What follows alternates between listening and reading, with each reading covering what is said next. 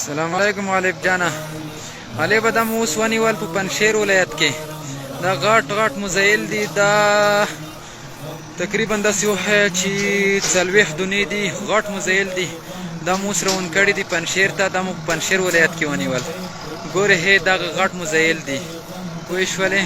وطنوالو ولیدل دا هغه څه دي چې د تصفیه کمیسیون لاسته راوړنې دي.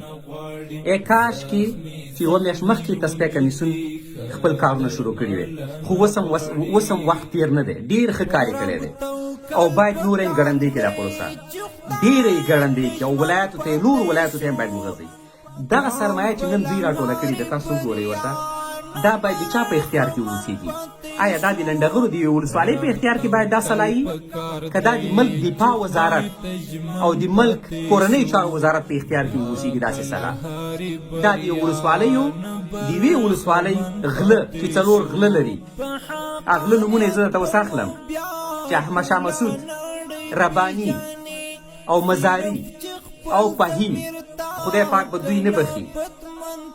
په ژوندونې معنی خو یې افغانستان غصب کړو، افغانستان یو خوړلو. کله چې مړه شوه هم موږ د دوی نه خلاص نه یو. چې مړه شوه په مړونو باندې هم دوی ځمکې اختطاف کړي دي، پردۍ ځمکې اختطاف کړي دي. تاسو لاړ شئ د دوی مړي په څو جریبو ځمکو کې ایښودل شوي دي.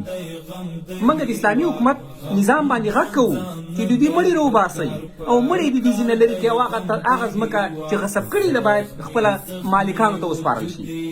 په مرګ په ژوندونو یې هم افغانانو نغلا کړې ده او په مرګ هم یې موږ نغلا کړې ده. افغان ولس نور ټول 40 ولایتو کې یو لاس دی. دې کې قوم پرستي نشته، دې کې سمت پرستي نشته، دې کې صرف یو افغان په نوم باندې ژوند کوي اوس. ځکه دا هر څه نن افغانستان حکومت ته سپارل کېږي. دا د افغانستان سرمایه ده.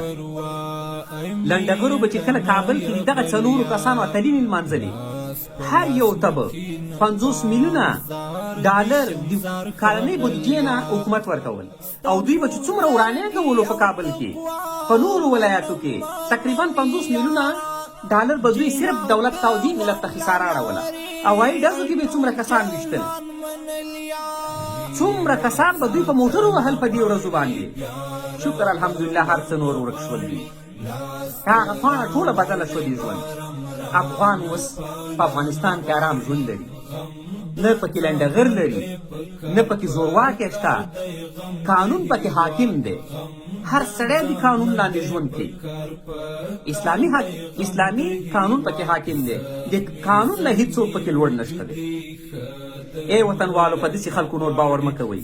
تاسو وګورئ چې ملي شتمني دوی په کوم ځای کې غصب کړې وه. د دوی پلارونو چې مړه دي څومره ځمکې یې غصب کړي دي. ککره به دې کله خلاصېږي افغانه؟ دا ککره دې نوره خلاصه کړه چې خپل دې ذهن نه نور کار واله. داسې خلکو ته نور چکچکې مه کوئ. دا د وطن په ګټه نه دي. دوی همیشه د افغانانو وینې خوړلي دي. دوی همیشه افغانان زورولي او کړولي دي. داسې خلکو ته نور باید موږ او تاسو هغسې غاښ ماتونکی جواب ورکړو چې دوی نور په افغاني ټولنه کې ځای بیخي نه لري. ځکه دوی موږ همیشه زورولي یو، کړولي او خوړلي یو. څه یې په موږ ونه کړل. نن هر څه راوځي. بیا په اسلامي اماراتو مشرانو غږ کوم چې د تصفیه کمیسیون ته ډېر زیات اختیارات په لاس کې ورکړي، بلکې 40 ولایتو ته باید وغځوي، بلکې څه د پاسه 300 ولسوالیو ته باید تصفیه کمیسیون سیستم باید وغځېږي چې دغه نورې لاسته راوړنې موږ او تاسو ټول شهیدان واوسو افغانانو.